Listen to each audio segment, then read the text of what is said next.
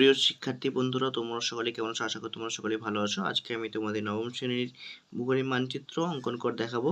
Most important দুটি চিহ্নিত করে দেখো বায়ু শক্তি, প্রতাপ শক্তি এবং সৌরশক্তি। ঠিক আছে, বায়ু শক্তিটাকে দ্বারা আমি এইরকম চিহ্নিত করে দেখাবো, আর প্রতাপ শক্তিটা দেখো গোল করে এই চিহ্ন দ্বারা চিহ্নিত করে দেখাবো, আর সৌরশক্তিটা হচ্ছে এই চিহ্ন দ্বারা চিহ্নিত করে দেখাবো।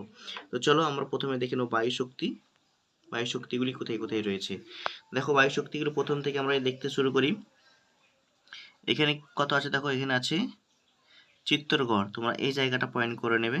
ঠিক আছে, আমি তোমাদের পেনের সাহায্যে দেখাচ্ছি, তোমরা অবশ্যই নেট পেন্সিলের সাহায্যে করবে। তোমাদের সুবিধার্থে পেনে করে দেখাচ্ছি। ঠিক আছে, এটা হচ্ছে চিত্তরগড়, এটা হচ্ছে বায়ু শক্তি। বায়ু শক্তি আর কোথায় রয়েছে দেখো তো, লাম্বা, এই জায়গাটা পয়েন্ট করবে, লাম্বা 20 ডিগ্রি উত্তরের উপরে। ঠিক আছে, তারপরে দেখো এখানে আছে আহমেদনগর, তোমরা এই জায়গাটা পয়েন্ট করবে। আহমেদনগর যেরকম পয়েন্টিং করে দেখাচ্ছি তোমরা অবশ্যই এভাবে পয়েন্টিং করে নেবে। তারপরে দেখো পুরী, এই জায়গাটা পয়েন্ট করে নেবে।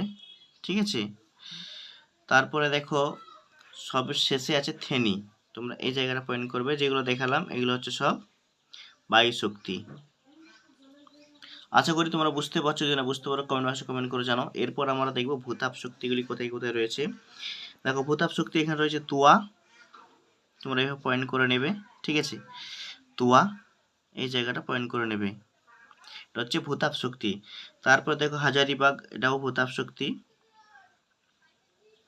বক্রেশ্বর, এটাও ভূতাপ শক্তি। ঠিক আছে, তোমরা বুঝতে পারছো কিনা একটু কমেন্ট বক্সে কমেন্ট করে জানাও। যদি কারো বুঝতে অসুবিধা হয় কমেন্ট করো, আমি তাহলে তোমাদের আরেকটি ভিডিও সহজভাবে বুঝিয়ে দেবো। আর এর আগের ভিডিওগুলো না দেখে থাকলে এই ভিডিও ডিসক্রিপশন বক্সে গিয়ে সেখান থেকে দেখে নিতে পারো, অথবা আমি প্লেলিস্ট থেকেও দেখে নিতে পারো। ঠিক আছে, তারপর দেখো সৌরশক্তি। সৌরশক্তিকে আমি এইরকম চিহ্নিত করছি, তোমরা অবশ্যই ভালো করে দেখতে থাকো। সৌরশক্তি দেখো, সৌরশক্তি এটা প্রথমে দেখিয়ে দিচ্ছি তোমাদের তিরুপতি সৌরশক্তি, এই জায়গাটা পয়েন্ট করবে।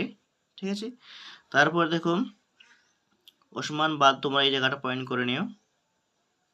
এগুলো হচ্ছে সব সৌরশক্তি। তারপর দেখো উপরে আছে একটা পাটান, তোমরা এখানটা পয়েন্ট করে নিও, পাটান। আশা করি বুঝতে পারছো। তারপর দেখো যোধপুর, এই জায়গাটা পয়েন্ট করে নিও। এগুলো হচ্ছে সব তোমাদের সৌরশক্তি। ঠিক আছে, আশা করি তোমরা বুঝতে পারছো। কারো কিছু বুঝতে অসুবিধা হলে কমেন্ট বক্সে কমেন্ট করে জানো। তো বন্ধুরা, এই ছিল তোমাদের আজকের ভিডিওটি কেমন তোমরা অবশ্যই কমেন্ট বক্সে কমেন্ট করে জানো। যদি ভালো লাগে বন্ধুদের মধ্যে শেয়ার করে লাইক করো।